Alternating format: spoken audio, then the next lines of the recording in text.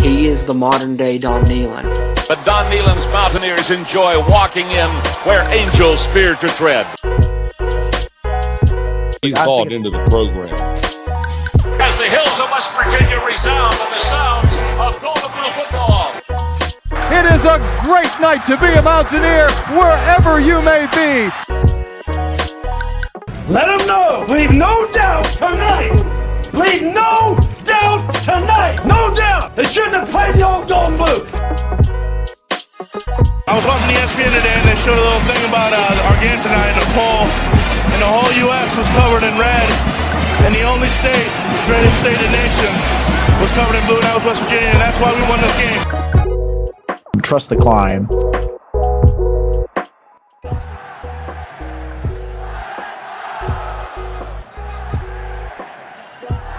And now, the show brought to you by Mountaineer fans for Mountaineer fans, the Country Roads Webcast. Mountaineer Nation, let's ride. What's going on, Mountaineer Nation? Welcome into another edition of the Country Roads Webcast. As always, I'm your host, Jordan Cruz, with my co-host, Steven. What's going on, everybody? And Bradley. What's bopping? It's that time, ladies and gentlemen. First game preview of the year, and it's the return of the Backyard Brawl for the first time in 11 years. And this is Season 5, Episode 130 of the CRW podcast. And appropriately enough, this will be the 130th season of West Virginia football as well. So, Episode 130 for Team 130, if you will, gentlemen. Yeah, super exciting, man. It's going to be a big one, too. We talking Pitt. I think so. So we're going to dive deep into Pitt here in a little bit, but go through it, still going to hit you with the traditional segments. So we'll start it off with some off-topic babble. What's been going on, gentlemen? What you've been doing? Anything in your life you want to talk about? Anything outside of WVU that's still sports-related you want to talk about? Anything you've seen? Anything you read? Hey, whatever. We'll just shoot the shit a little bit. Yeah, I mean, I've pretty much just been focusing on football and, still getting settled. So I really had much going on. I've just been watching a lot of preseason NFL football. I'm watching a lot of these Mountaineers, see if they can get some chances. It's football season. That's all that's all in my mind right now, Yeah, I'm right there with you guys. There's a few movies that I've been wanting to see and stuff, but instead of, watching those at this point, I found myself, like Steven said, either watching a preseason NFL game or been going back on YouTube, of course, watching old Mountaineer games just to get ready, even watching, some of last season's highlights, different things like that, just, ready for the game. I can't get here soon enough. So that's pretty much it for me too. I think we're all ready for some football. Yeah. You guys were talking about it on the live show the other day. I sat back and watched the Texas game from 2018 just because I was like itching for a good one. So I went back and watched that one. Oh yeah, that's a great one to watch. I haven't ever rewatched that full game. I don't think really since back then, since that year. I need to do that. Yeah, seen the highlights a lot, but not the whole game. Yeah, especially with Texas team and a lot of people were having faith in Texas being back. I wanted to, get a little taste of us putting them in their place. That's definitely one of our top Big 12 games, and it's got to be one of the tops in Mountaineer history, really, when you think back on it. Well, anything else for off-topic babble, gentlemen? Are y'all ready to move on to some Mountaineer news? Yeah. All right. Let's roll into the Mountaineer news segment.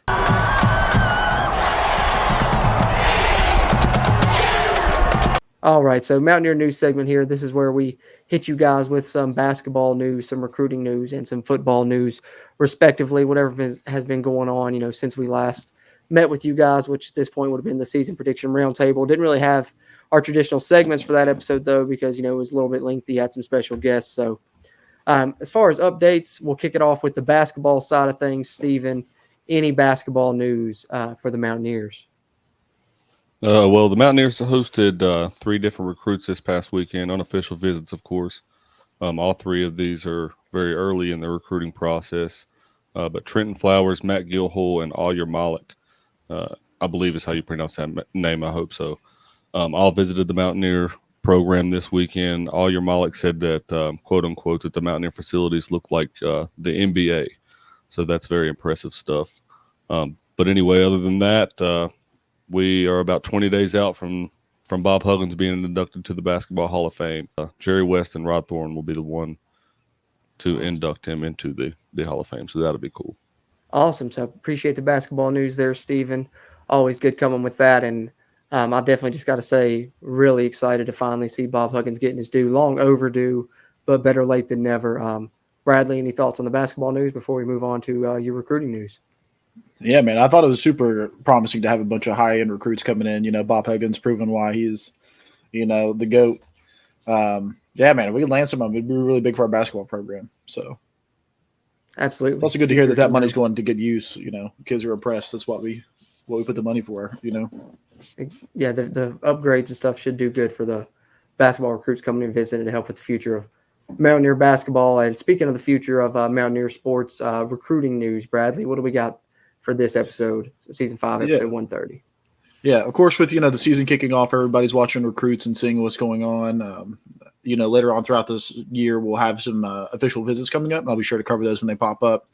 A couple kids I want to mention right off the jump. Jordan Louis, running back commit we already have. He had transferred from an Alabama high school to Georgia high school, and in his first game at that Georgia high school to step up in competition, he went off for 229 rushing yards and 51 receiving yards and 2 touchdowns. And one of those was on the ground. One of them was through the air.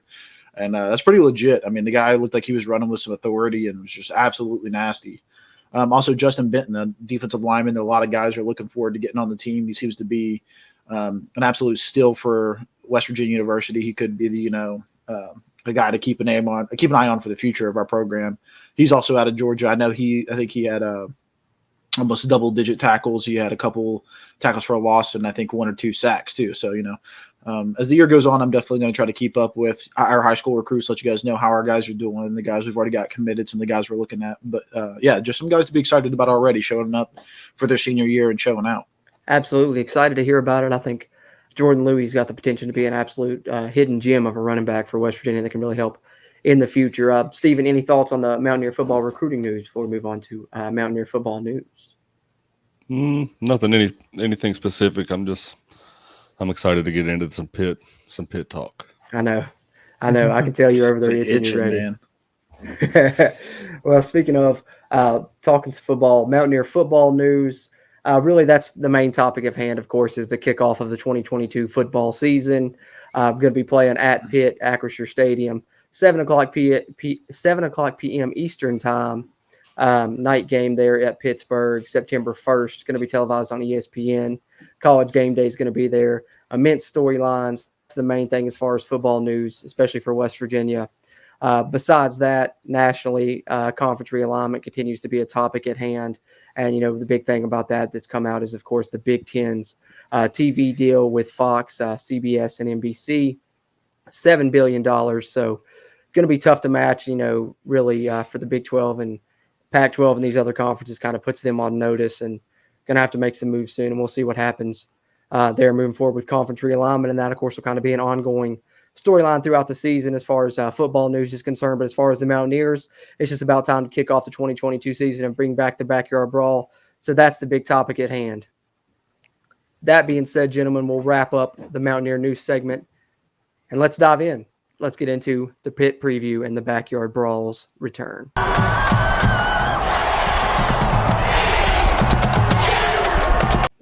All right, gentlemen. So the Backyard Brawl returns for the first time in 11 years. Not only that, but the game features 2 former USC quarterbacks, Keaton Slovis for Pitt, JT Daniels for the Mountaineers, facing off against each other with their former offensive coordinator, Graham Harrell, now the offensive coordinator for the Mountaineers. That's just some of the storylines that I can think of off the top of my head. There's many more. That being said, what are your all's opening thoughts on this matchup with Pitt, whether it be about those storylines or anything you want to take off and dive into a little deeper? Floor is open. This game can't be understated. I think that it's going to be really important for both programs. I think this could be really a program-defining game for West Virginia and Pitt. And, it's really going to kind of determine the trajectory of both of these team seasons. You've got Pitt playing for the first time, I think I heard today, since the 80s maybe. It's been a while since Pitt's played 2 FBS Power 5 opponents in their non-conference schedule. They are lucky enough to get us both at home with us and Tennessee. But, if they win against WVU, then they're going on and they build some steam in their game against Tennessee.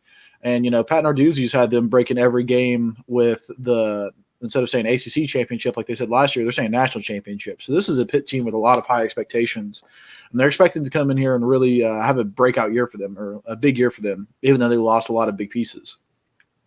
On the other hand, WVU, we're looking to finally get the ball running under Neil Brown. What a better game to do it in than, the resurgence of the Backyard Brawl. Whether we win, lose, or draw, it's going to be an absolutely electric game to be at, and I'm just pumped to be there, man. Yeah, I'm very excited about that myself as well. I've never seen a Backyard Brawl in person, so this is going to be my first one getting to see in person, live. So thrilled about that, just itching, starting to get that feeling in the pit of your stomach, a little nervous. That being said, Stephen, I know you're as excited as anyone and that you're nipping at the bud to talk about this game. So what does the return of this rivalry mean to you, and just kind of your initial thoughts on the Backyard Brawl coming back and this matchup of these two teams specifically? Yeah, well, most of the people in this part of the state get, real jacked up about Virginia Tech and West Virginia, and I do too, and it's a very emotional rivalry for myself. But as I've gotten older, that one has gotten to be more of a, I guess you could say, a more friendly rivalry, because I've had family members attend that school. It's not as aggressive whenever I attend that game as much as it was when I was a kid. However, the Pitt game, I've never attended a game and had a friendly interaction with a Pitt fan. Every game that I've ever been to, right, has been yelling back and forth, arguing. I can remember in 2007, I was a freshman in high school. I wasn't a kid, a small kid, but I was still a kid. And I can remember, not being yelled such nice things by older people that were Pitt fans. And so at a young age, I was taught like this, I do not like Pitt and I will never like Pitt.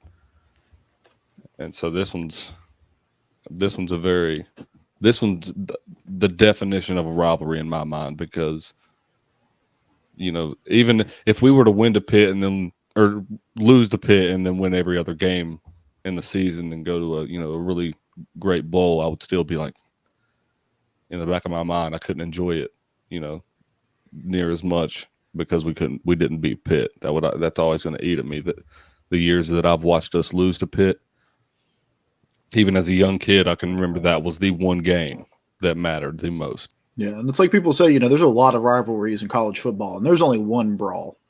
And that's the way it feels. It just absolutely feels like it's going to be a slugfest going into it. And, what you're talking about, to put a strong word onto it, I don't usually like to use the word hatred, but there's a lot of hate there. There's no love. There's no love between these two teams. And that's really what's going to, that's what drives us to sell out, Acrisure Stadium. That's what's going to make us drive 75. For us right now, I'll be driving 7 hours. You guys will be driving 4 hours yourselves. So, we're going to travel for that, though, because it's what we're here for. It's what we do, and this is the game that, if there's any game that a Mountaineer fan's going to get up for, it's this one. I grew up hearing, countless stories about playing Pitt and everything from my grandfather. And, you hear about why it's such a great rivalry and what made it such a great rivalry is, West Virginia's, had to fight to make a name for themselves in that regard. And so that's the biggest thing that's made it a big rivalry. And I think that's why it's called the Backyard Brawl, in a sense, is because you have sibling rivalry, literally. Not anymore so much, but you still have that in a sense, because you see it all the time. Players transferring from each one of the schools to the other, or at least visiting and recruiting to both schools. That happens all the time. Yeah, I mean, we're definitely competing and recruiting constantly. I mean, you look at a lot of the kids, like even we're recruiting right now and last year, we're right there in the top list with Pitt. I mean, usually it's one and the other right there side by side. You look at Rodney Gallagher, probably one of our most exciting recruits that we've had in a while. Definitely one of the highest anticipated recruits in a while. And he was right there, looking at Pitt. Obviously, he's always been a WVU fan. And he's been going to games since he was little, but you're going out there and still in one. That he's right in the backyard of Pitt and West Virginia. A lot of Pitt fans like to, that's something we used to give a reason as to why we got Rodney Gallagher, but he was right there at Pitt's backyard too, and they like to overlook that. But going in there still in one out from Pat Narduzzi couldn't have felt good to him. Yeah, I think that's the one thing about rivalries, no matter what. I think the hatred is there, especially between the rosters. Like right now, the game hasn't been played in 11 years, but the players I think are still familiar with each other because they're recruiting a lot of the same areas. So you just have to, as far as the rivalry aspect, hope that the coaching staff has done a good enough job instilling, what this rivalry means and teaching it to the players. And I think as West Virginia's case, as far as we can tell, it appears that Neil Brown and the staff has done so. I'm sure that Pitt has done similar, I would think, but it's hard to tell for sure.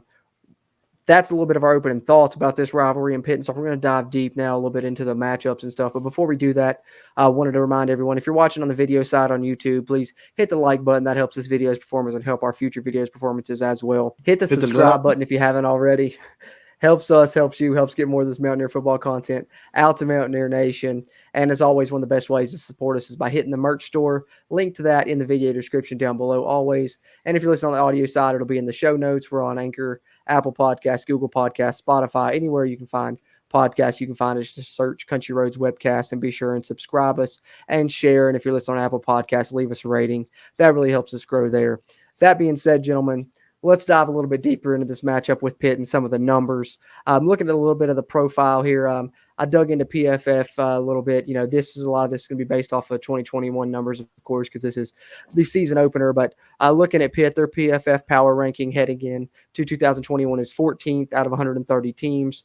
They have their projected win total set at 8.5. Chances to win the ACC, 14.7%. And their strength of schedule is 60th in the country.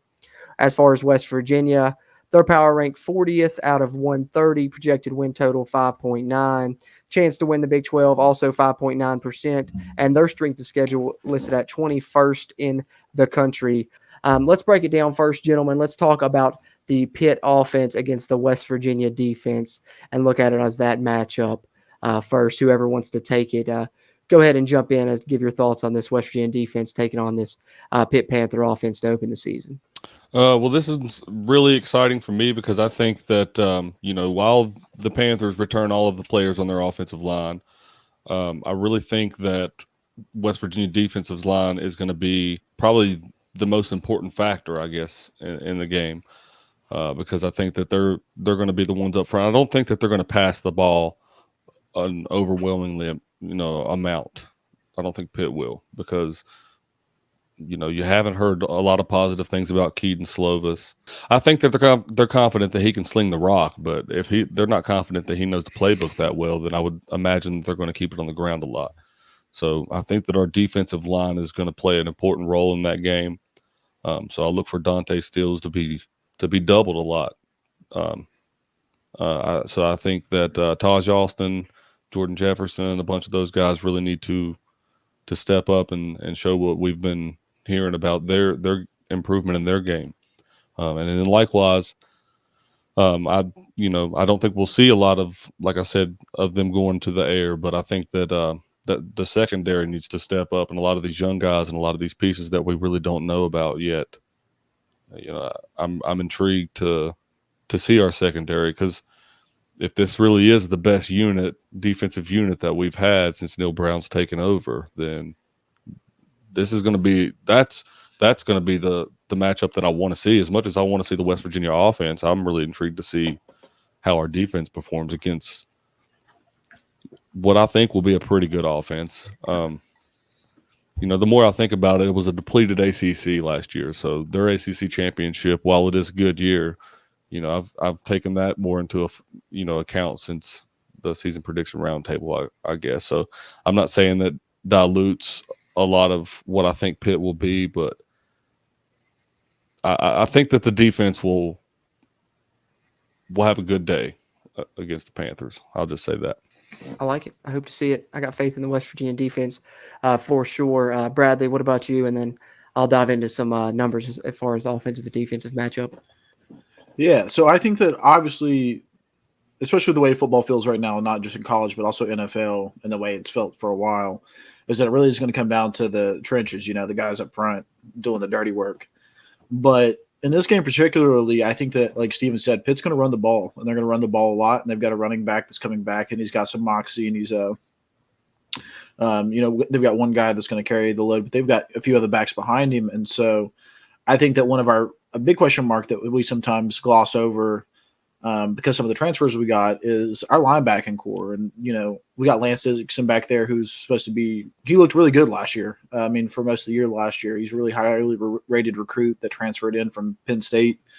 And, we're really going to get a look at Lee Pogba and how good he's going to be. And he's got a chance to really make a name for himself early, stepping up in there and being able to stop the run. And, a lot of that's also going to rely on the defensive line, not getting blown out of their positions and being able to hold that front. And so, I think that's where people like Jordan Jefferson, he's a lot bigger than Akeem Mesidor was. And though Akeem Mesidor was an elite athlete, always being able to kind of, make his presence known, Jordan Jefferson's going to be a hard man to move down there. And so when I'm looking at this game, I think that our defensive backs are going to do pretty good against Keaton Slovis and their wide receiver setup that they've got. I think that they're really going to kind of clamp them down. And so it's really going to be on our defensive line and our linebackers to kind of bow their back and not let this running game beat us down. Because if we go out here and we see their running game really start to pick up steam, then I'm going to kind of be worried.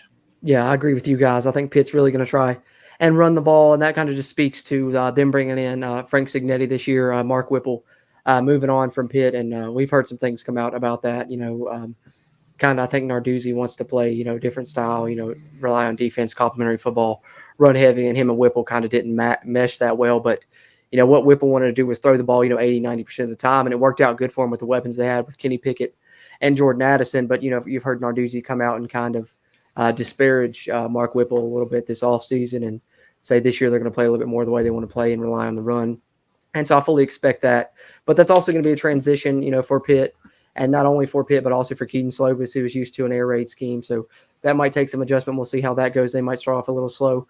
West Virginia defense also, though, in turn may start off a little slow themselves, breaking in a lot of new pieces, almost a completely new secondary. I have a lot of faith in them, but it's going to, maybe be a little bumpy there. But speaking of that secondary, Charles Woods is the guy that we've been talking a lot about, and for good reason, and rightfully so. Last season, he took over as the starter in Week 8, and from then on, he was the highest-graded corner, according to PFF, in Power 5 football. In the final 4 games of 2021, he didn't allow a single yardage in coverage, while he also intercepted a pass and broke up 2 others. PFF grade of 83.0, 10th in the country, and a catch rate allowed of 38.5, which was 4th best in the country.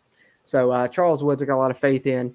But, there's going to be some tough matchups. I know Pitt lost Jordan Addison, but they do bring back Jared Wayne, who I mentioned a little bit earlier. And they also brought in Mumpfield, Kanata Mumpfield, I believe is his name, transfer from Akron. But as Bradley said, I believe the main battle in this game is going to be in the trenches. And that's what concerns me. It's positive and negative for West Virginia. When we flip to the other side, we'll talk about that because Pitt's D-line is really strong. But in turn, I think people don't realize Pitt's offensive line may be a little bit of a weak point because last year they struggled in run blocking. And this year, of course, we're going to know that they're going to try and rely on the run more. And as a matter of fact, last year in the PFF grades, one of the only 3 categories West Virginia outranked Pitt in was pass blocking, run blocking, and coverage. So West Virginia's offensive line, and we know it was much maligned, was higher rated than Pitt in both pass and run blocking. Looking at that matchup in the trenches, guys, what are your thoughts about this Pitt offensive line going up against this West Virginia defensive line?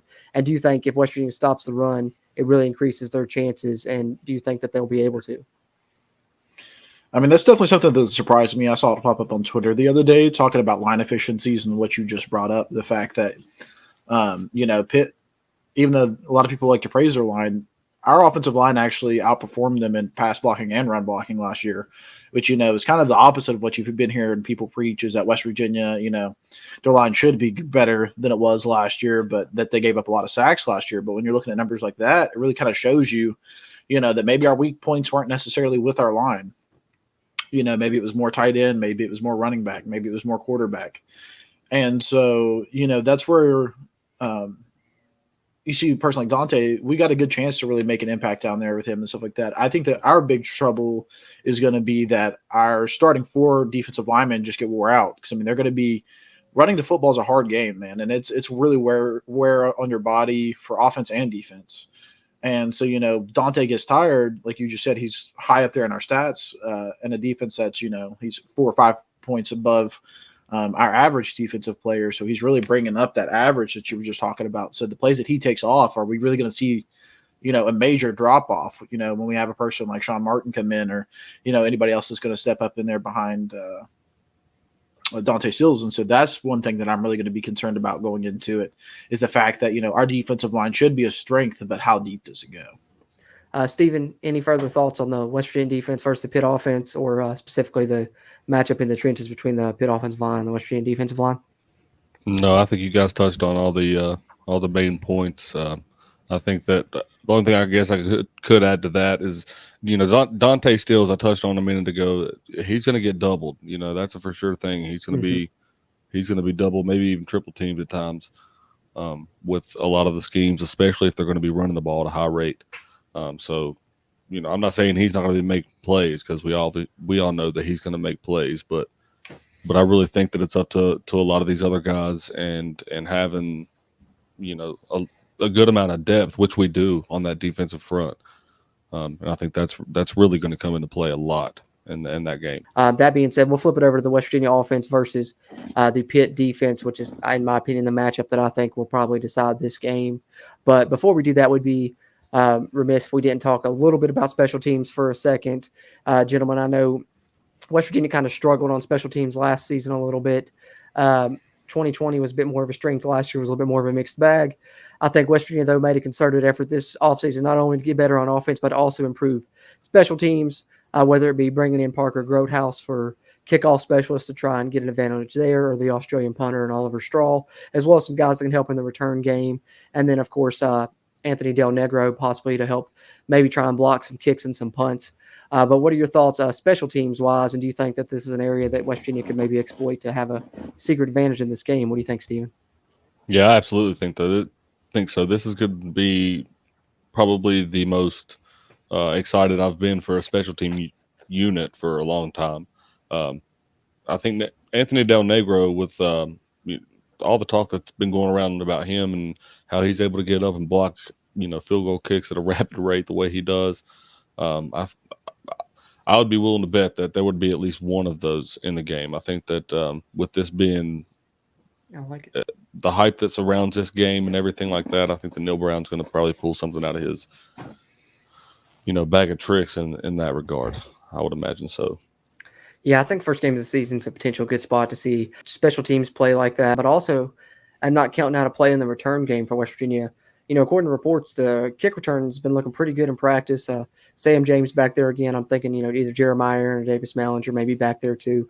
And West Virginia has some speed back there, and I think they could, potentially break one out. And I'd love to see it, especially, I'd love to see something happen on punt return. West Virginia hasn't returned a punt for a touchdown since 2011, so long overdue. And how right would it be that the last year we played Pitt was also 2011? So it'd be pretty poetic for it to happen in the season opener in this one. That being said, let's get into the decisive matchup. In my opinion, I don't know about you guys, but I think that this is all important one, and that's the West Virginia offense versus the Pitt defense. So West Virginia should have a chance to attack through the air if they can give JT Daniels enough time, because that's the issue you run into with this Pitt team. Their strength being their front seven, specifically the defensive line, that's going to be very deep and has had one of the best pass rushes in the country. Kalijah Cansey is an absolute monster, 84.7 defensive grade, 84.1 pass rush grade, over 80 in both those categories for each of the past 2 seasons, which has put him top 10 nationally among defensive linemen both of the past 2 seasons, and he's back, as well as about 8 other men along that Pitt defensive front that's really hard to block. And so giving JT Daniels time is going to be key, I think. So looking into the trenches, West Virginia's offensive line, are they improved enough? Can they do enough to give JT Daniels enough time to hit some passes downfield? And can they make enough room in the run game to keep Pitt honest? What do you think, Stephen?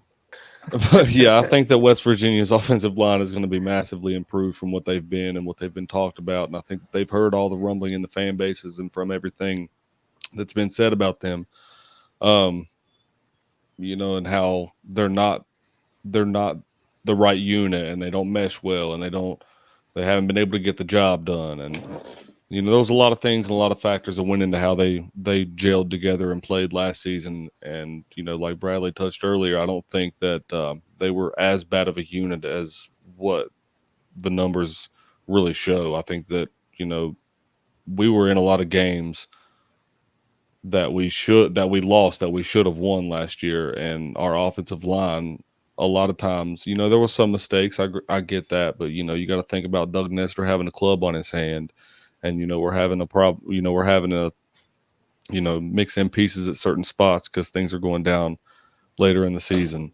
But to have all 5 guys back on a line speaks volume. So people can say what they want about Pitt's defensive line all they want to and how they've got everybody back and they're the best unit and this and that and the third. But I think that when you have all 5 guys coming back like West Virginia they do, and an offensive unit as a whole that wants to prove themselves, I think that they're going to be very hungry to make a name for themselves against a pretty good defensive line. And I think it's going to be a statement game for that unit. And what better way to do it than to open the season on the road like that against a ranked opponent? Yep, against the top 10, 15 opponent, projected to be, one of the favorites in the ACC again, with a defensive line that's been, top in the country the past 2 years. No better way to come out and show how improved you are and how much you want it and how much this unit's going to gel together than to come out and do it against Pitt in that first game. But Bradley, what do you think? Is West Virginia going to have the chemistry, and are they going to be able to improve enough to take on this Pitt defensive line that's really highly touted? Yeah, I mean, realistically looking at it going into this, I think that we've got the offensive line. I think we've got the chemistry to make it work, and I think that we've got the pieces in place to win. But I really do think that they're going to take a bit of a lick early. I think that that's something that Pitt's going to come in with their ears pinned back, and they're going to come, hearing that stat all year that, West Virginia gave up the most sacks in the Big 12, and they're going to come out hungry and eager to kind of capitalize on that for what they saw last year. Looking at the silver lining of that, I think that the best way to beat that is to let them pin their ears back, let them come at you, and I think that we've got the weapons to make quick plays happen. I think that JT Daniels is great at getting the ball out of his hands early. I think that that's what he was kind of forced to do at Georgia because, SEC, that's the way they play. And, JT Daniels was just kind of, he had to throw the ball, short routes, quick, early, good releases. And with Graham Harrell's offense, you're just attacking space and grass. As far as that advantage goes as well, I think JT Daniels has an advantage because the Pitt secondary, I think, is the weakest part of this Pitt football team. And if West Virginia, with Graham Harrell's plan is going to be to attack through the air, which I think it will be for this game, and it should be, and, maybe through the season lean a little bit more pass heavy as well. It could benefit West Virginia as well. When you look at the team's top 3 corners ratings, according to coverage rating by PFF, West Virginia's third out of their top 3 is actually higher than Pitt's first rated corner, because Pitt's top rated corner is MJ Devonshire with a 71.3 rating, then Marquise Williams with a 67.9, and Damari Williams with a 65.7. For comparison, West Virginia's top 3 rated corners in coverage: Charles Woods 87.2, Andrew Wilson-Lamp 76.1, Rashad Ajayi 72.4. Got to be a big point of emphasis for West Virginia. I think one thing we've heard them talk about this offseason is them having players that can play multiple positions on offense, whether it be C.J. Donaldson or Jeremiah Aaron or Sam James, who can both play inside, outside. Because I think one key for West Virginia is if they can go no huddle, and if they don't sub, Pitt can't sub. Pitt has a really deep defensive line. But if West Virginia can keep the same people on the field and just use multiple packages and run up tempo and force Pitt to keep the same defensive lineman on the field, they can maybe tire some of them defensive linemen out and be able to make plays in the pass game. Because like I said, I like West Virginia's receivers matched up against Pitt's secondary. It's just a matter of being able to keep Pitt's defensive line and pass rush at bay long enough to be able to make those plays, I think, is going to be a big key in this one. And speaking of keys in this one, we'll get into key to victory in our predictions momentarily. Before we do that, one more reminder: if you haven't already, hit the like button. Helps this video's performance, helps future videos' performance. Hit the subscribe button if you haven't already. Helps get more Mountaineer football content out to Mountaineer Nation. Follow us on Twitter at WVU Country Roads, Facebook and Instagram, Country Roads Webcast. If you're listening on the audio side, be sure and share us around. And if you're on Apple Podcasts, leave us a rating. That helps, and we appreciate you guys for tuning into the Country Roads Webcast. Before we get into key to victory, there is one little tidbit I thought was kind of juicy. I wanted to get your guys' thoughts on. I don't know if you guys got to catch it or not. I believe it was mentioned on 3 Guys, right? Earlier in the show, I know I talked about it briefly. Mark Whipple, Pitt's offensive coordinator last year, loved to throw the ball 80-90% of the time passing. Broke Pitt passing records, one of the most successful Pitt seasons. But him and Narduzzi allegedly didn't mesh very well. And Narduzzi kind of gone out of his way to disparage the offense and the way they chose to play, and his offensive coordinators' inability, I guess, or didn't really choose to run the ball as much as he would like, I guess, and play complementary football as much as he would like. And to go along with that, one interesting thing 3 Guys before the game pointed out, I thought, was that offensive coordinator, Mark Whipple, that Pat Narduzzi has kind of been disparaging Do you know who coached Neil Brown in college? Who was his head coach? It would be Pitt's offensive coordinator last season, Mark Whipple, that Pat Narduzzi's been kind of disparaging some in the media. So one thing they said is, hey, you don't think that possibly Mark Whipple would ever, call up Neil Brown and say, here's what Narduzzi likes to do with his defense. He's been talking about me. I got something for him. I don't know. I'm not saying that that's going to happen. I'm not saying it's an advantage for West Virginia, but it definitely, my ears perked up and intrigued me a little bit. I thought that was an interesting angle. Yeah, for sure. Yeah, absolutely. Yeah, hopefully that happens. Stranger things have happened. Yeah, I got my fingers crossed that something like that does happen. But I mean, it's not that far fetched when you look at Pat Narduzzi has been calling out last year's offense and that he didn't like how it was ran and called and stuff. And Mark Whipple was Neil Brown's college coach, and they do have a relationship. So who knows? But I don't know. Just something to think about. That being said, we're going to get into our keys to victory and our score prediction.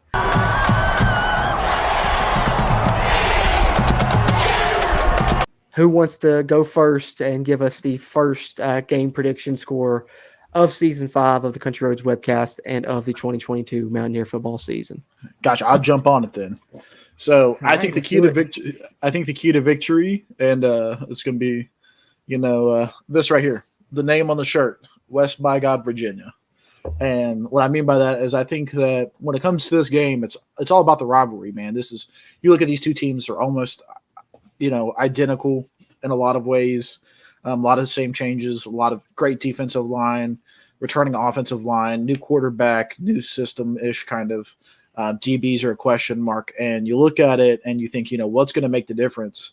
And I think the fact that we've got 3 West Virginia guys on the offensive line and 2 West Virginia guys on the defensive line that have probably been preaching this game, ever since they came onto campus probably. And you look at it and you think what's really going to make the difference in this game is who's going to get up for it, who's going to come in there, and who's going to play the hardest. And I just have a hard time believing that Pitt's going to be ready for this game. I was listening to the 365 guys today, and he said, I think that they're starting to understand the rivalry a little bit. And I just don't feel that same way with our team. I think that our team knows what this game's about. I know that they know we don't like Pitt, and I think that they know that this isn't just a game to the Mountaineer fans. This is something that Mountaineer fans care a lot about, and I think that they're taking it very seriously. So when I'm looking at what's going to be the key to victory in this game, it's going to be playing for the name on the front and the name on the back, and that's West Virginia, and that's, our team. So I think that that's going to be the key to victory. Score, I think that it's going to be West Virginia gets out early. The game kind of stalls. Pitt scores a couple in the middle. It's going to be hard to stop that running game. But I think that it's going to be kind of a blowout towards the end. I think it's going to be 35 to maybe 21. That's where I'm going to stick at. Wow. And I think that that's a pretty good score. Okay, let's go. I like it. I'm going to follow that up, Stephen. I'll let you bring it up to the tail end here because I got to say my key to victory, Bradley, I love the optimism. I think pride's something you definitely got to factor in for West Virginia, especially like, as we said, the state names being involved. But as far as my key to victory, I've touched on it briefly, and I think protecting the passer is the key to victory for me in this game. When you look at Pitt last season, Pitt lost 2 games in the regular season. In both of those 2 losses, they had a 46.0 coverage grade against Western Michigan in their first loss. And in their second loss to Miami, they had a 41.9 coverage grade. In every other game, all 10 of their wins, they had at least a 57.0 or higher coverage grade. So to me, that tells me the recipe for beating Pitt last year was being able to protect the passer long enough and being able to keep that pass rush off you long enough to get some plays off in the pass game. And the 2 teams that were able to do that, Western Michigan and Miami, exploited the weak Pitt secondary. So I think protecting the passer is key for West Virginia if they want to be able to win this game. And if they can do that, they've got a great shot to be able to do so. But in looking at that, I think for West Virginia, they have a solid offensive line, and there is one weak point. And I think we all know that one weak point. Last year it was left tackle. This year it's kind of flipping over. They switched Wyatt Milum over to left tackle, so it's kind of the right tackle. And to me, that's kind of the standout area. And I think Pitt's going to attack that area, and they're going to know that as well as we know that there's one weak spot on that offensive line, and that's kind of going to be what they're going to attack. Especially, Mike O'Laughlin probably not going to be available for this game, so that's another extra blocker that you're going to miss. You're going to have Polindi, but you could use that second tight end as well. And to speak to the fact of West Virginia's offensive line, having a little weak point in it. This is kind of just a way to point that out for me that I looked at is when you take out the right tackle of West Virginia's offensive line, their average offensive line grade bumps up a lot. With the right tackle involved, their pass blocking grade is a 72.0. If you don't involve that right tackle, that pass blocking grade goes all the way up to a 76. Run blocking grade is a 69. If you don't involve that right tackle in the grade, bumps it all the way up to a 72. So, clearly that's the weak point. For West Virginia, I think a possible remedy could be to move Doug Nestor out to right tackle, slide Jordan White in at right guard. If they do that, it could alleviate. But with the offensive line standing the way that it is now, with that weak spot, I think Pitt's going to be able to attack that. West Virginia might be able to get some plays off, but I don't know if they're going to be able to do it enough. Hate to be, the downtrodden one, but that's why I wanted Steven to follow me up, because hopefully he brings us back some high hopes. But I think that pass rush is going to be a lot to deal with, and that Pitt defensive line is going to be a lot to deal with. And I think West Virginia, breaking a lot on defense, Pitt may be able to hit some plays early as West Virginia still filling things out. So I'm going to have to sadly say I got the Pittsburgh Panthers winning this one just barely, 28-24. Yeah, I think that I mentioned earlier that the West Virginia defensive line is going to play a really pivotal role in this one. I think that Pitt is going to try to pound the ball and pound the ball and pound the ball. So I think that that's going to be my key to victory, is how well that West Virginia's defensive line can penetrate that offensive line and get back there and slow that offensive attack for Pittsburgh. But I think that West Virginia will be able to do that. I think they have the pieces in place to be able to get back there. And I also think that our secondary is going to be able to pick them off whenever, they get frustrated and try to go over top. So I think it's going to be a defensive battle between these two teams, but I think that West Virginia is going to come out on top. I've got West Virginia winning 24-21. I don't think it's going to be too high scoring of a game. I like it. I like it a lot. I hope you guys are right, and I hope I'm wrong, yet again. But the only reason, to me, my prediction is solely based on the offensive line. If the offensive line is improved and really, really good, I think West Virginia definitely can win this game. But just as the offensive line stands right now, until I see it with my own eyes, I got to give Pitt the advantage there with the defense that they have. Not trying to be too pessimistic, just trying to keep my gold and blue glasses off a little bit. But I definitely think West Virginia can win this game, and I hope that they do. So don't hate me too much, listeners and viewers. Hey, there's nothing wrong with being realistic after the way we were last year. So that's true. Hey, and I did predict us to win in the season prediction roundtable. So, but this one I got a chance to look at the numbers a little bit more and sit down and go at it. And I tried to go with my head more than my heart. My heart says West Virginia is going to win. I've got a good feeling about the game, but in my head, got to just call it like I see it, I guess. That being said, gentlemen, any final thoughts about Pittsburgh before we transition into our final segment? Play a couple rounds of Mountaineer multiple choice before we get out of here. And I'll just be excited. Maybe we can see some fans up there. I think it's going to be, like I said, it's just going to be an exciting game. Whether we win or lose, I'm just going to be ecstatic to be up there and witness it. Absolutely. Steven, anything else you want to add on Pitt? Nope, I'm good. I'm just ready to go to the game. Excited. Absolutely. Yeah, at this point, it feels like, you can talk as much as you want to. Like, I feel like talked out about it. So at this point, it's like, I just got to see it, Yeah, you've been talking about it for months and stuff. Just the build-up is insane, and the storylines are immense, and I think it's going to live up to the hype. Going to be an electric atmosphere, and just hopefully the Mountaineers come out on top and eat shit Pitt. That's what I'll end it on, I guess. But let's play some Mountaineer multiple choice, boys.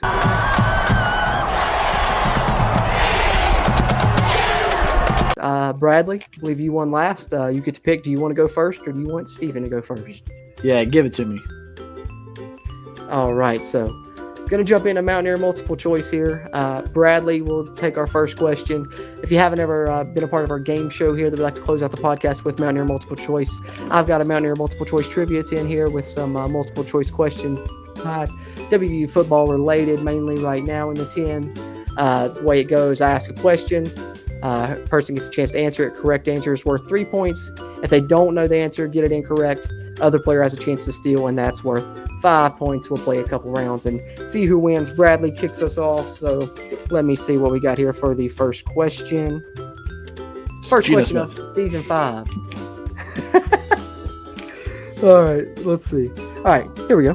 This is a nice one. I have the record for most receptions by a running back in a single season at WVU with 49 receptions. Who am I? Is it A, Noel Devine, B, Mickey Walzak, C, Robert Alexander, or D, Andrew Bowie? right, give me the list of 4 again. Give me the choices. Noel Devine, Mickey Walzak, Robert Alexander, Andrew Bowie. Oof. I'm gonna go out on a limb here. I'm gonna say Andrew Bowie. Sorry about that. Technical difficulties on the host side. He muted himself like a dumbass. That answer is actually incorrect. Steven, chance to steal. The 3 options are Noel Devine, Mickey Walzak, and Robert Alexander. The question is the record for most receptions by a running back in a single season, and it is 49 receptions. My heart wants to go with Robert Alexander, but I think maybe Noel Devine. Oh, incorrect. The cat gets this one. Neither one of those were correct, actually. It was actually B, Really? Mickey Walzak. Steven, it's your question. No points on the board so far through 1 round. The WVU record for most tackles in a season is 190 tackles. Who owns this record? A, Steve Dunlap, B, Grant Wiley, C, David Long, or D, Reed Williams?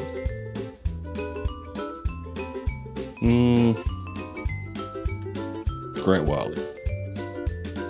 Ooh, Grant Wiley is incorrect.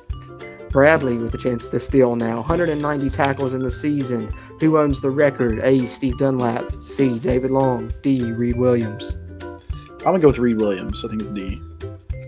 Oh, it is actually A, Steve Dunlap. Wow. Yeah. Another oldie went on to be defense coordinator for the Mountaineers. All right, back to Bradley. No points on the board still. All right. I have the longest touchdown run in West Virginia history at 96 yards. Who am I? A, Noel Devine, B, Robert Walker, C, Pat Randolph, or D, Danny Buggs? That is A, Noel Devine. Incorrect. Noel Devine is close. He did have a 90-plus yarder. Yeah, I he believe did. it was 92. But Wow. 96-yard run, the longest in West Virginia history. Steven with a chance to steal. B, Robert Walker. C, Pat Randolph. D, Danny Buggs. I have no idea. I'm going Danny Buggs just because I like the name. Oh, Danny Buggs. Great guess. Also incorrect. Another stump. My goodness. Steven, we got we're some getting tough questions drubbed rolling in this today. time, at least. He asked relevant questions that anybody knew. We might get some of these right. Hey, well, that's the funny thing is, like, when we first, like, a lot of the ones we did the past shows, it was a lot of easy questions. I guess down deep in the 10, we got some of the harder ones now. Well, I thought that one was easy with Noel Devine, but apparently, Yeah, Yeah, I think he had a 92-yarder against Syracuse. 4 once, yards but too dumb. It was close. I knew he had That's a why I 90 threw him plus in. yarder. I knew he had a tough one. All right, Steven. Wow. Back. No tight end in WVU football history amassed more receiving yards than me.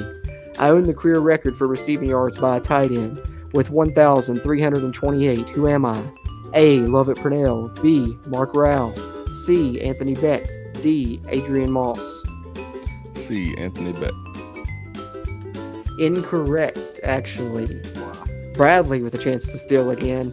Highest career receiving yards for a tight end, 1,328. A, Lovett Purnell. B, Mark Rowell. D, Adrian Moss. I'm going to go with D, Adrian Moss. Adrian Moss is incorrect, actually. The answer is B, Mark Rowell. All right. I've not heard any of this. We're going to get some points on the board here. As soon as we get a round where we both, at least one of you gets one right, we'll call it. But moving on now. Next question, Bradley, back to you now. The record for most receiving yards by a freshman in one season at WVU is 682 yards. Who owns this record? A, Danny Buggs. B, Tavon Austin. C, Bradley Starks. D, David Saunders. I feel like the Tavon Austin is just a trick. I feel like I'm getting lied to there. So read me out the options again. Danny Buggs would be A. B, Tavon Austin. C, Bradley Starks. D, David Saunders. Okay, I'm going to go with D again, David Saunders. Ding, ding, ding. We have a correct answer.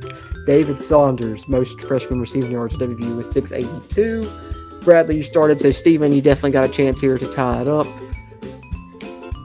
Here we are. I hold the WVU record for most all-purpose yards in a single game with an unbelievable 572 all-purpose yards in one game. Who am I? A. Steve Slayton, B. Tavon Austin, C. Stedman Bailey, D. Pat White. Yep, Tavon, we all know. Game against Oklahoma. So tied up 3-3. We'll do one final round to try and break the tie. Hopefully we break it. If not, we'll have our first tie on Mountaineer multiple choice. Bradley, it's back to you. I broke the WVU season record for passing yards when I threw for 4,385 yards in 1 year. Who am I? A. Will Greer, B. Mark Bulger, C. Geno Smith, D. Major Harris. I'm going to go with C. Geno Smith. Ding, ding, ding. Another correct answer. So now we're on a roll. 3 straight correct answers. Steven with a chance to answer to tie it up 6-6, and we will just call it a tie if you get this right. If not, we'll give Bradley the win. The WVU record for most tackles for a loss in a season is 19. Who owns this record? Is it A. Johnny Dingle, B. Bruce Irvin, C. Canute Curtis, D. Julian Miller. Most tackles for loss in a season with 19. I know that Canute Curtis has the most sacks. Mm-hmm. I feel like I'm getting tricked with Bruce. I want to say a tricky Canute question. Curtis. You said Canute? I believe I'm wrong, but I want to say Canute. No, it's not Canute. It is actually, surprisingly, probably the least likely you were to pick on that list. Johnny Dingle holds the record for tackles for loss in a season with 19. Dingle. Yeah. I didn't know that. Dingle. There it is. Bradley with a 6-3 victory. 3 straight correct answers right there was the only correct answers we had through that round of Mountaineer multiple choice. Some difficult questions in that one. Bradley, you're able to squeak out the win. That being said, it is your chance for a victory speech. Yeah, I just want to thank myself for being amazing and being able to guess just a little bit better than Steven could.